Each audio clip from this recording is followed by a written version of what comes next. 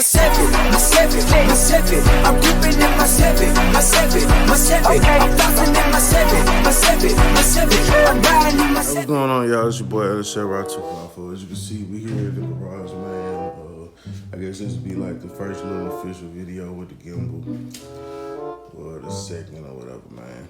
As you can see here, we got the radiator that we pulled out that Caprice.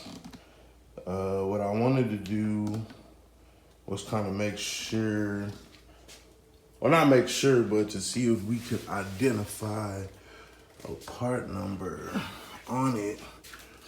That way we could be able to find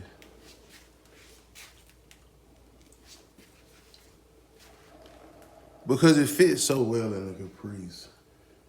So I wanted to see if we were able to find any kind of identifying marking. Any identifying marking that could tell us, you know, what we're looking at.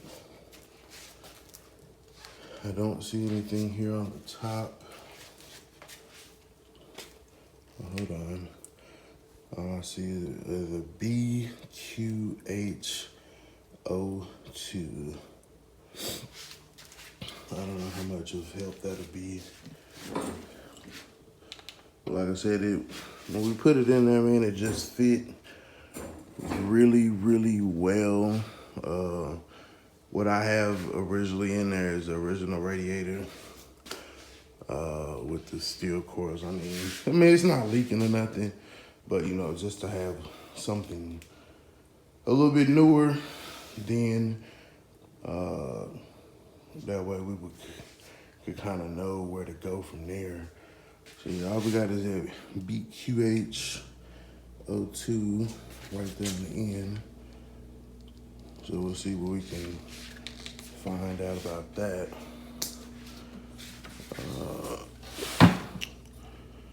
Of course, there's no markings on the side there.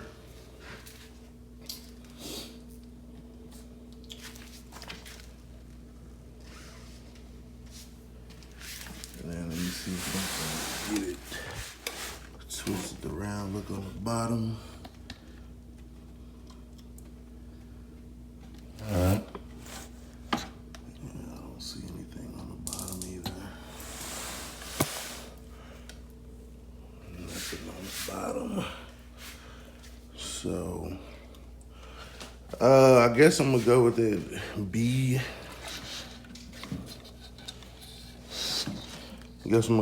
BQH02 and see exactly what we can find there. See there, BQH02. Yeah, so we'll look up the BQH02, see what we can find, and then I'll let you know.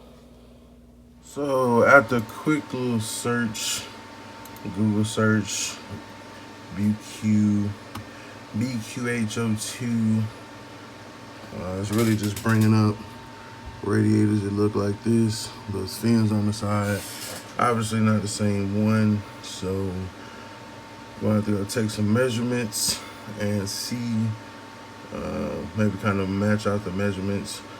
Spectra is a big manufacturer of radiators, so if I can get the measurements, the inlet and outlet sides, etc., then maybe we can match it up like that. So if only there was a way that I could hold this gimbal still while I tried to do the measurements.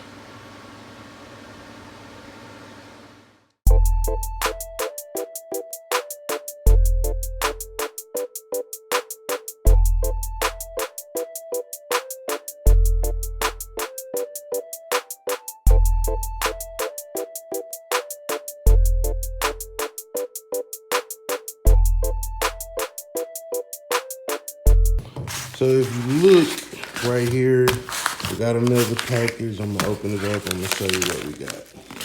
All right, so here in the package, what we have is that's the address. 4-inch screw, 1/4 inch screw, hollow, all metal, handheld tripod. The Osmo does not come with a tripod. I have heard that the Smooth does, and the one that it uses is pretty similar to this. So what I'm going to do, I'm going to take this out of the pack, put it on tripod, and then we can sit tripod over there.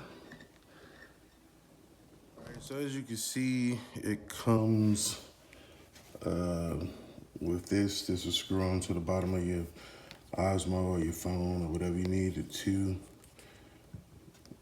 nice little sturdy platform, opens wide so it can sit low. It's not gonna tilt over or anything like that. Then you can collapse it and then use it as a handle. So that's pretty nifty. Also comes with an Allen key so that you can tighten it up on the bottom of the device.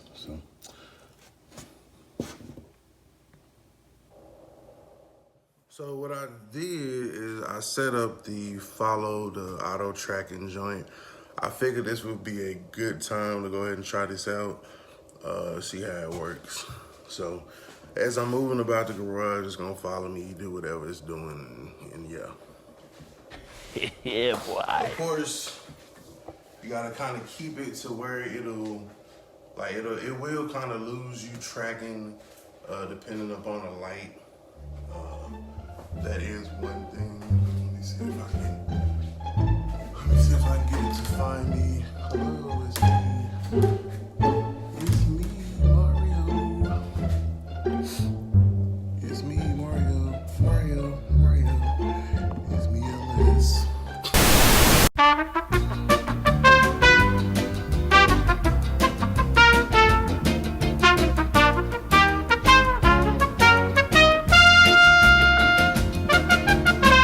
So we'll have it focused right there on the chair. Right there in the back of the chair, that way it won't move. And then as I go to come over here and do the measurements, then it'll be right there.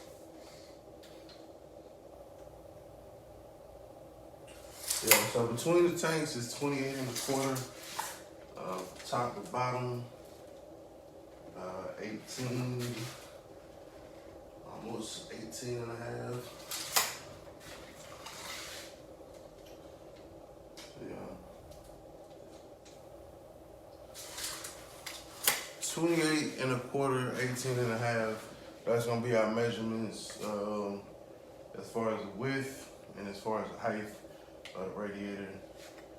Now let's go see if we can find something. As you can see, it's still tracking the chair. It doesn't take the focus off the chair no matter where you move. So let me see. If I move it a little bit closer to the edge and I tell it to, let's see. Hold on.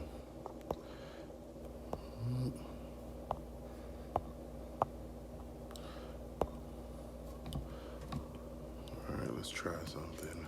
Let me show you what it'll do. So being that the lock is set on the chair, we now pick up the chair. It's going to track the chair all the way across the garage. No matter where I'm moving as the chair, it's gonna keep the focus on the chair.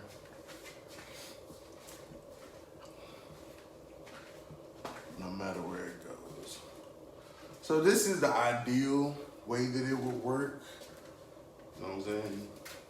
I'm not light skinned, so it's not acting right with me. But as you can see, this is how it works. So just want to give you guys, I guess, better understanding on how it would work with the right lighting conditions and with it being a well-lit subject. So it's your boy, Chevy 254. Remember, Identify your weaknesses, make your strength. Get your shirts in the store now. Gone.